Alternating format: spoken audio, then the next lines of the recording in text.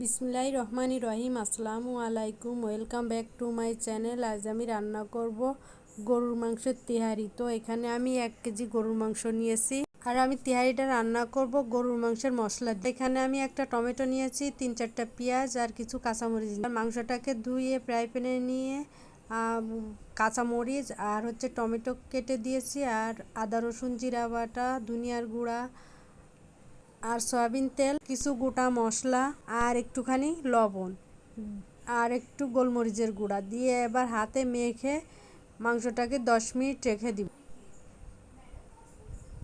এরপর মাংসটাকে চুলায় দিয়ে খুব ভালো মতো কষিয়ে মাংসটাকে একটু সিদ্ধ করে নিব। এবার ঢেকে রান্না করব কিছু সময়। তারপর ঢাকনাটাকে খুলে একটু নেড়ে চেড়ে মিশিয়ে দিব।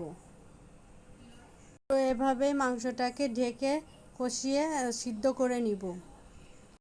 তো মাংসটাকে খুব ভালো করে কষিয়ে নিয়েছি। এবার ওর ভিতরে দিয়ে দেব ধুয়ে রাখা পোলাওর চালটাকে দিয়ে মাংসের সাথে খুব ভালো করে কষিয়ে নিব। নিয়ে ওর ভিতরে দিয়ে দিব একটু হালকা কুসুম গরম পানি। তো দিয়ে দিলাম পরিমাণ মতো গরম পানি, দিয়ে এবার ঢেকে রেখে দিব আরও কিছুক্ষণ। ঢাকনা খুলে আবার একটু নেড়ে চেড়ে দিব, আবার একটু ঢাকা দিয়ে দিব। তো তো হয়ে গেল আমার গরুর মাংস দিয়ে খুব কম মশলায় গরুর মাংসের তেহারি। আপনারা চাইলে এর ভিতরে তেহারি মশলাটা দিয়ে রান্না করতে, তবে মশলা ছাড়াও তেহারিটা অনেক মজা হয়েছিল।